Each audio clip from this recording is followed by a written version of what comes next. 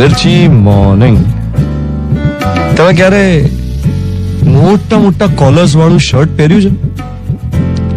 Polka dots વાળું ટોપ, બેલ બોટમ્સ, એવા trousers.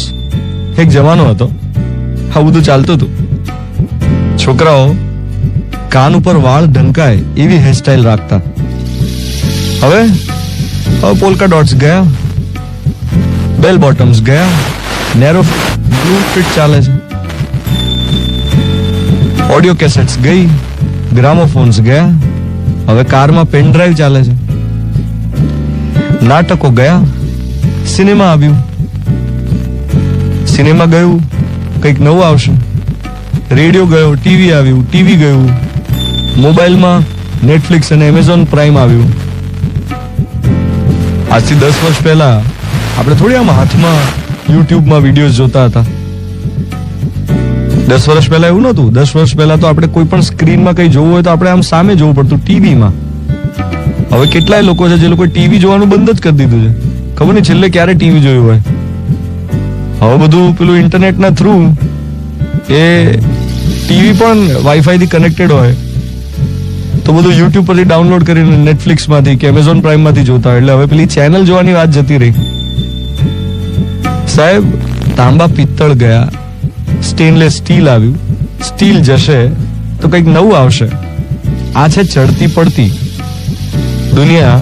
આમ ચાલ્યા જ કરે છે.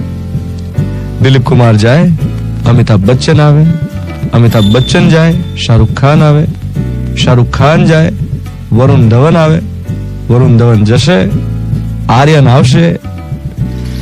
આ ચાલુ જ રહેવાનું છે. જર્મની ફૂટબોલમાં 80 યર્સ પછી ફર્સ્ટ ટાઈમ ગ્રુપ સ્ટેજમાંથી જ આઉટ થઈ ગયું. ડિફેન્ડિંગ ચેમ્પિયન, ગયા વર્લ્ડ કપનું ચેમ્પિયન હોય એ આ વખતના વર્લ્ડ કપમાં પહેલા જ સ્ટેજમાં, ગ્રુપ સ્ટેજમાં આઉટ થઈ જાય. આનો મતલબ શું? આને કહેવાય ચડતી પડતી. કે ગયા વખતનું ચેમ્પિયન, વર્લ્ડ ચેમ્પિયન, એ આ વખતે આઉટ. દુનિયા આમ ચાલ્યા જ કરે છે.